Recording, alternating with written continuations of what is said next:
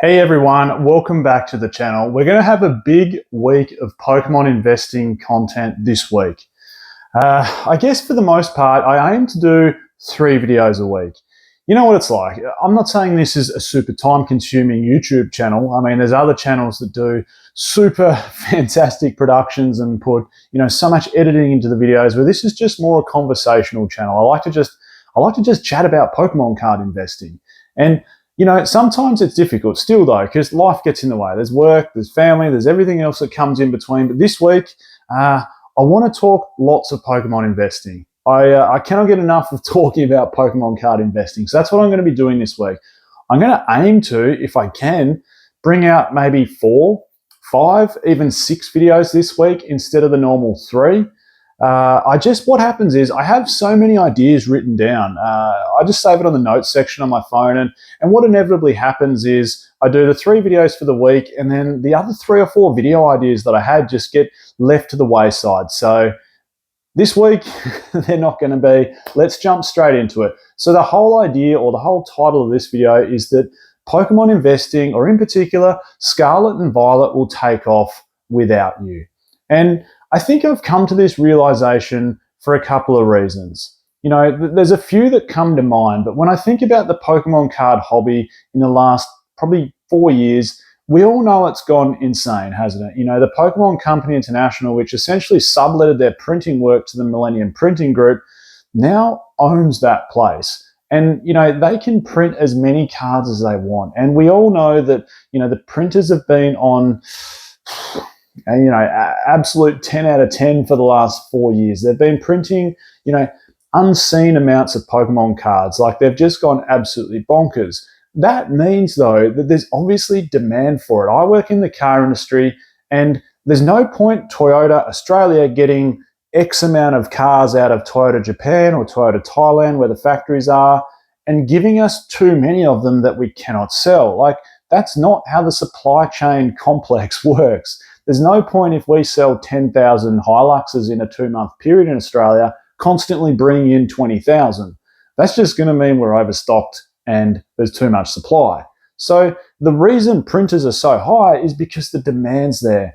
And that's where I wanted to speak to you first about the demand. Now, this sort of come about in my head after a conversation I was having with a few guys at work. And, these guys are in their late 30s, and, they're just talking about how they've just gotten back into the NBA card hobby. And it was really, in some degree, the conversations I was having about collecting Pokemon cards and really getting into it, they wanted to rediscover one of their passions from when they were a kid or a teenager, which was collecting NBA cards. And you know what? They've gone absolutely bonkers with it. Not only have they gone bonkers with it, they've spent a lot of money on it, like a lot of money. These guys sit above me in the food chain when it comes to dealership world, so they probably make more money than I have, and they probably have more disposable income to spend. But that goes to speak across a lot of the board. There's so many people with so much money. So that's the first thing I wanted to talk about, is there's people with money that will just want to rediscover and re-spend on this passion. Now, coupled with that, the websites and platforms that they're using to buy NBA cards is so similar to the websites and platforms that people are using to buy Pokemon cards. Now, I'm not advocating this site at all, and in fact, I've never even used it. I've seen these guys use it. Personally, I don't use it. I have my own sources for buying sealed Pokemon card products. They've been on Whatnot just showing me, you just slide across the dollar value. They're just buying NBA cards, buying into breaks. And that's what I was getting at. What it's coupled with is these platforms where people are selling Pokemon cards or NBA cards in their circumstance. This whole rip and ship, I suppose, culture, for lack of a better word, has just absolutely taken off. It was not this big 2 years ago, and it certainly wasn't this big 5 years ago. It has just absolutely taken off lately. And it just goes to show, yes, the printers are on, 11 out of 10, but so is the opening of the packs. It's so easy, and there's so many platforms to do it on now that people are just opening. Now, not only is there that side of it, and that's going to bring so much organic demand for the product in the future, couple that with the other side of the equation that, so many of my colleagues or friends that have kids that are maybe, 6 years old or 8 years old, man, they love Pokemon still. The IP is as big as ever, and parents are buying up packs of cards like never before. Hey, fun fact, I got one of those little holiday calendars, and I think there's only maybe 4 actual booster packs sitting inside it. And one of them was Obsidian Flames, and I was open, and I wasn't doing the card trick or anything. I was just like, oh, okay. There's a Charizard EX SIR.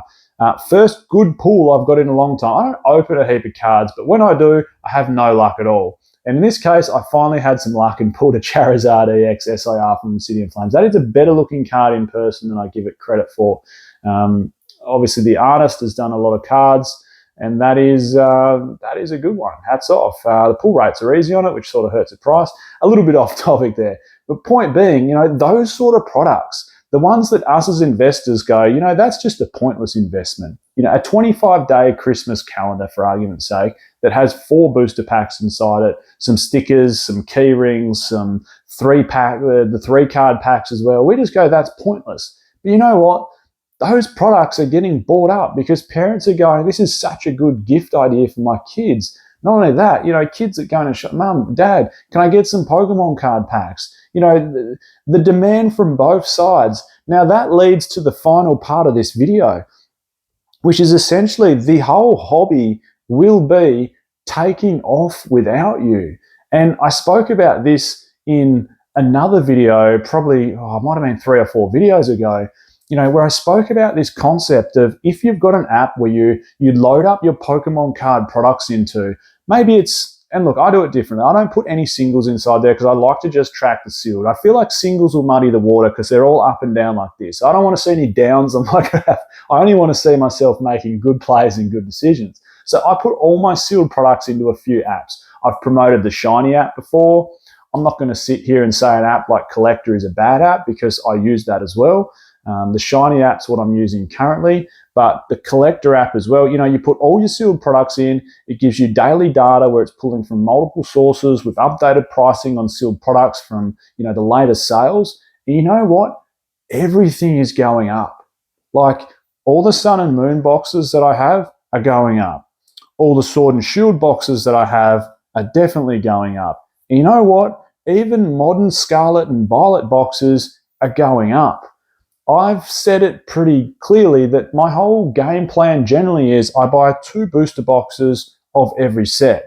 If I think it's a better set, I will buy as many as I can afford and as much as my heart and wallet can put into it. So for Scarlet and Violet so far, I have got 2 booster boxes of every main set, and I've got multiple boxes of Paldea Evolved, and I've got multiple boxes of Twilight Masquerade.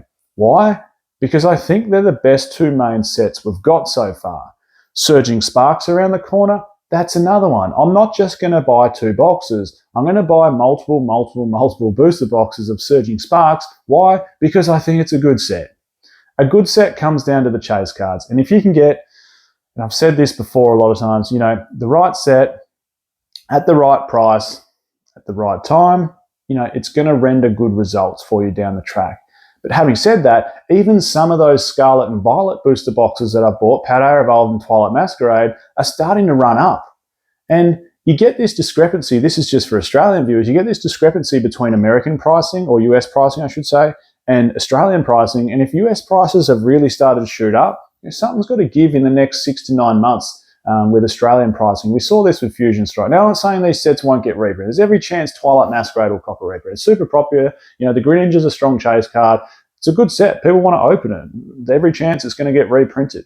But the long story short there is, if you are not in it, you don't even have a chance. And the final side of it is, to summarize this whole video, where's the risk of just getting into it? Because it's going to take off without you. Where's the risk? We've all bought, it's funny, when I say I'm going to end a video, it always seems to go for another 5 minutes. We've all bought into different investment strategies. And let's take shares, for example. I've bought shares, like probably lots of people have bought shares over the years. And, you can buy your safe shares, like, the big banks here in Australia, or you can buy into, the big supermarket chains. But, I always seem to do that. And then I buy maybe some slightly more, risky shares, and with the hope that maybe I'm going to see bigger gains. And sometimes, I might just park in some time period, 6 month period. I might just go, let's put 10 grand into shares. And it's a damn roller coaster. There's actually a lot of downside risk. I even bought into, and this is probably like 8 or 10 years ago, one of our two big supermarket chains here in Australia, which is supposed to be one of the safest investments you can ever put. But people are always going to want to eat, aren't they? But one of them had some class action against it where they reported false income earnings for the financial year, and all of a sudden share prices absolutely tanked. And I thought, whoa, well, there's a lesson learned, isn't it? And then you all of a sudden jump out of it, quite quickly if it's not going your way. And you go, you know what, there is actually some downside risk. Yes, you can make, on average, along a long period of time, you can make your 5-6% a year. But where's the downside risk in a Pokemon booster box? I just haven't seen it yet. Like, there is no evidence, none.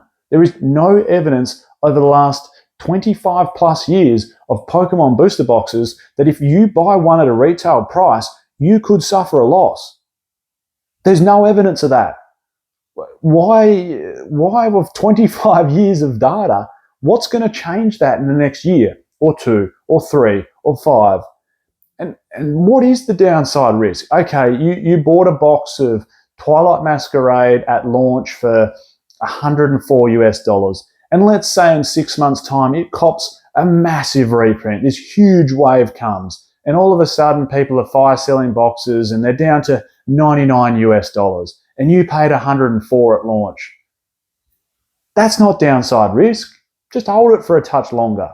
Like, they're not going to drop to $50 US a box. And even if you bought it $120 and they drop to $100 and you've lost $20, you haven't lost it yet because you haven't sold, but hypothetically in your head you've lost it. $20 is $20. That's 5 coffees during the week, or, one big lunch with a milkshake. Like, there is next to no downside risk when it comes to investing in Pokemon booster boxes. And across all the apps, across all the eras, across all the booster boxes that I've amalgamated over the time, all of them are just going one direction. So it will leave you unless you jump on. And Scarlet and Violet is no different. Those sets have beautiful artworks, some stunning Pokemon cards and chasers, and people are starting to realize some of the undervalued cards in there as well. Bubble Mew, Charizard from Paldean Fates, Charizard from 151. Some of these cards just felt undervalued, and they're starting to get the love that they deserve. And you know what? Scarlet and Violet's going to leave the station without you, so jump in and buy boxes at retail.